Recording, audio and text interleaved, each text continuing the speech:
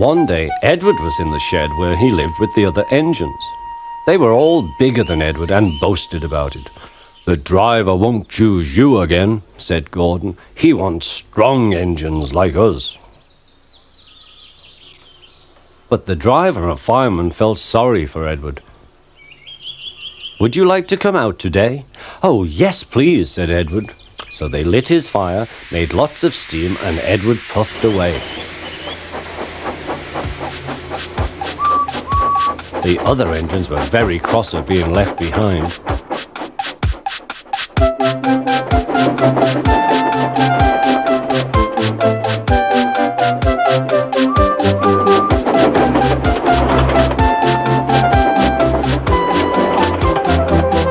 Edward worked hard all day. The coaches thought he was very kind, and the driver was very pleased.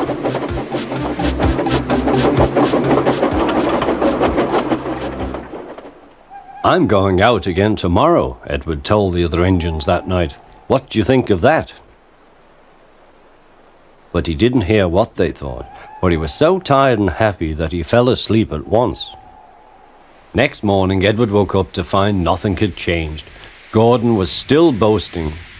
"You watch me, little Edward, as I rush through with the express. That will be a splendid sight for you.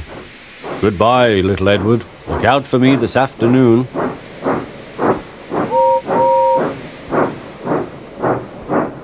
Edward went off to do some shunting. Edward liked shunting. It was fun playing with trucks. He would come up quietly and give them a push.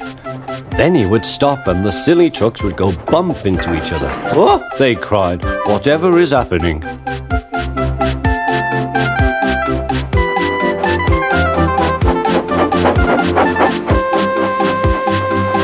Edward played till there were no more trucks. Then he stopped to rest. Presently he heard a whistle. Gordon was very cross. Instead of nice shining coaches, he was pulling a lot of very dirty trucks.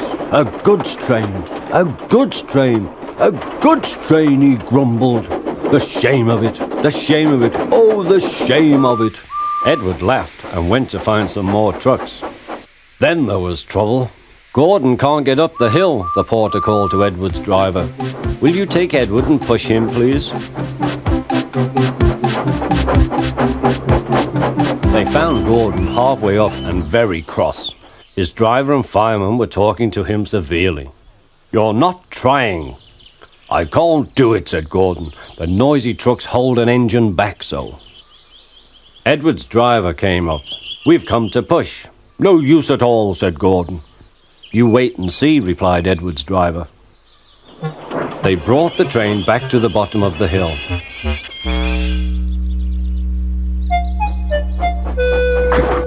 "I'm ready," said Edward. "No good," grumbled Gordon. They pulled and pushed as hard as they could.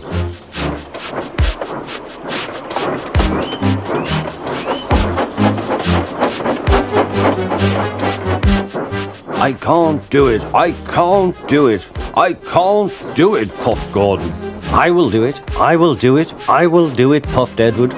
Edward pushed and puffed and puffed and pushed as hard as ever he could.